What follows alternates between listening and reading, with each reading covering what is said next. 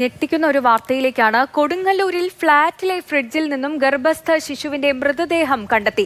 ചാത്തയടത്ത പറമ്പിലുള്ള ഫ്ളാറ്റിൽ താമസിക്കുന്ന യുവ ദമ്പതികളുടെ മുറിയിൽ നിന്നാണ് ഗർഭസ്ഥ ശിശുവിന്റെ മൃതദേഹം കണ്ടെത്തിയത്.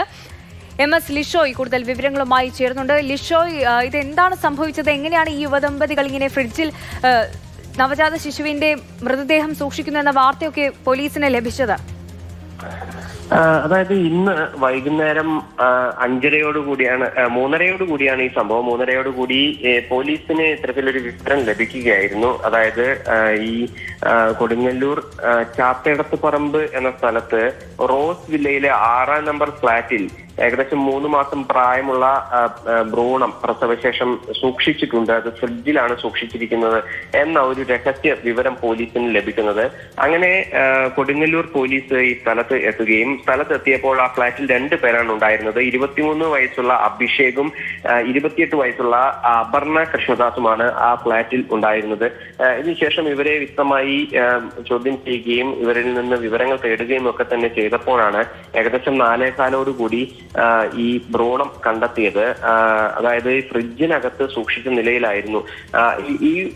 ഇവരെ ഈ ഫ്ളാറ്റിൽ ഉണ്ടായിരുന്നവരെ ചോദ്യം ചെയ്തതിൽ നിന്ന് പോലീസിന് മനസ്സിലായത് ഈ അപർണയും അതുപോലെ തന്നെ അഭിഷേകും വിവാഹം കഴിച്ചിട്ടുണ്ടായിരുന്നു. അവർ വിവാഹശേഷം ഒന്നിച്ച് താമസിക്കുകയായിരുന്നു. അതിനിടയിൽ ഈ അപർണ ഗർഭിണിയാവുകയും ചെയ്തു.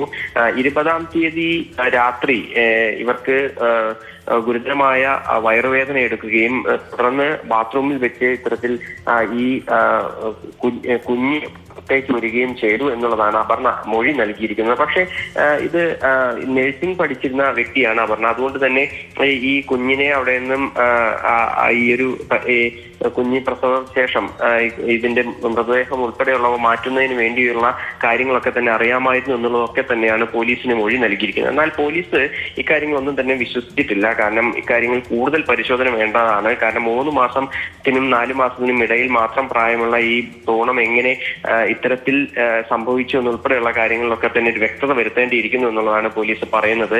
വിശദമായ അന്വേഷണത്തിന് വേണ്ടി ഈ ഫ്ളാറ്റിൽ ഉണ്ടായിരുന്ന ഇരുവരെയും സ്റ്റേഷനിലേക്ക് വിളിച്ചു വരുത്തി ഇത്തരത്തിൽ കാര്യങ്ങൾ മൊഴി രേഖപ്പെടുത്തുകയും ഒക്കെ തന്നെ ചെയ്തിട്ടുണ്ട്. ഇനി വിശദമായ അന്വേഷണം നടത്തണം. നിലവിൽ അസ്വാഭാവിക മരണത്തിന് പോലീസ് കേസെടുക്കുകയാണ് ചെയ്തിട്ടുള്ളത്. പക്ഷേ തുടർ നടപടികൾ സ്വീകരിക്കുമെന്നുള്ളതാണ് കൊടുങ്ങല്ലൂർ പോലീസ് വ്യക്തമാക്കുന്നത്.